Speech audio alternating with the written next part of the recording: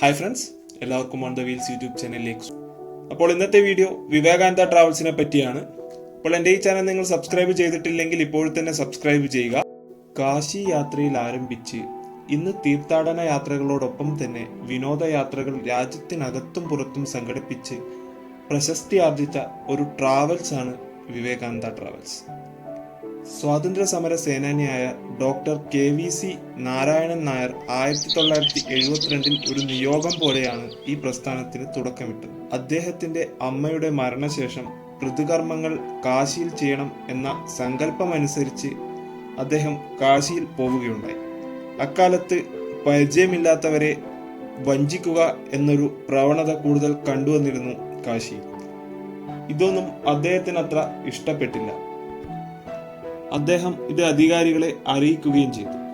പിന്നീട് കുറച്ച് സുഹൃത്തുക്കൾ കാശിയിൽ പോകാൻ ആഗ്രഹിക്കുന്നു എന്നും താങ്കൾ കൂടെ വന്നാൽ അതൊരു സഹായമാണെന്നും അറിയിച്ചു. അങ്ങനെ രണ്ടാമതും അദ്ദേഹം കാശിയിലോട്ട് പോയി.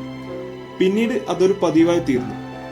യാത്രകൾ പോകുമ്പോൾ നാരായണൻ നായർ കൂടെ വേണം എന്നായി എല്ലാവർക്കും.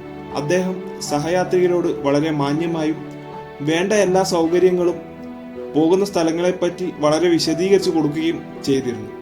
ഇതാണ് വിവേകാനന്ദ ട്രാവൽസിന്റെ അടിത്തറ.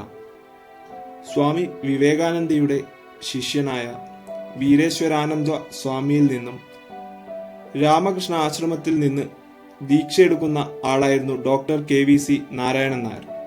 അതാണ് അദ്ദേഹം വിവേകാനന്ദ ട്രാവൽസ് എന്ന് പേര് നൽകാൻ കാരണം.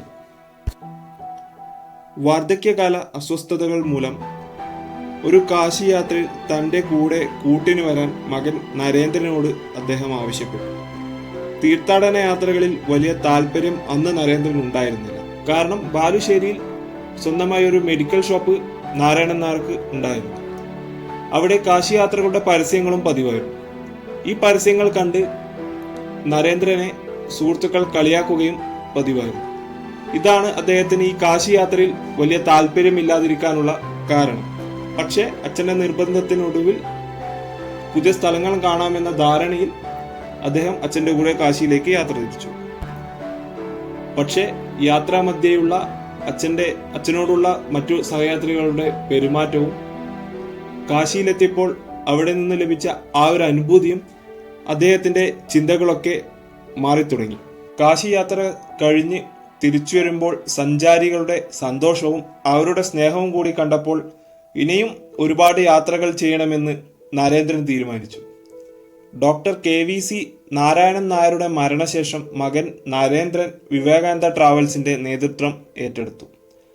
ആ കാലത്ത് യാത്രാ വിവരണങ്ങളും സ്ഥലങ്ങളെ പറ്റിയുള്ള പുസ്തകങ്ങളും ലഭിക്കുക വളരെ ബുദ്ധിമുട്ടായിരുന്നു.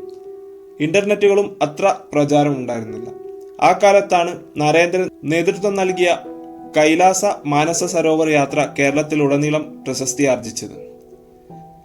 ശബരിമല യാത്രകളുടെ മുഖച്ഛായ മാറ്റിയത് വിവേകാനന്ദ ട്രാവൽസ് ആണ്. സൗകര്യപ്രദമായ യാത്ര, ദർശനം, നല്ല ഭക്ഷണം, താമസ സൗകര്യം എന്നിവയൊരുക്കാൻ അന്ന് വിവേകാനന്ദ ട്രാവൽസിന് മാത്രമേ സാധിച്ചിരുന്നുള്ളൂ. വിവേകാനന്ദ ട്രാവൽസിന്റെ ഇന്ന് കാണുന്ന വളർച്ചയ്ക്ക് പിന്നിൽ നരേന്ദ്രന്റെയും ഒരു കൂട്ടം ജീവനക്കാരുടെ ആത്മാർത്ഥ പ്രവർത്തനത്തിന്റെയും ഫലമാണ്. എല്ലാവിധ പിന്തുണകളോടുകൂടി ഭാര്യ ഉഷയും ഇന്ന് കൂടെയുണ്ട്. അച്ഛൻ തുടങ്ങിയ പ്രസ്ഥാനത്തെ അതിലും ഗംഭീരമായി മകൻ ഉയർത്തിക്കൊണ്ടുവന്നു.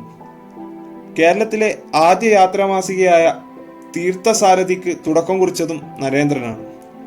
ടൂർ പാക്കേജുകൾ ഇന്നത്തെ ഒരു സൗകര്യമൊന്നുമില്ലാതെ ആ കാലത്ത് വളരെ ഭംഗിയായി തീർത്ത നരേന്ദ്രൻ ഈ ഇൻഡസ്ട്രിയിലേക്ക് കടന്നു വരാൻ താല്പര്യമുള്ളവർക്ക് ഒരു ഇൻസ്പിറേഷൻ തന്നെയാണ്.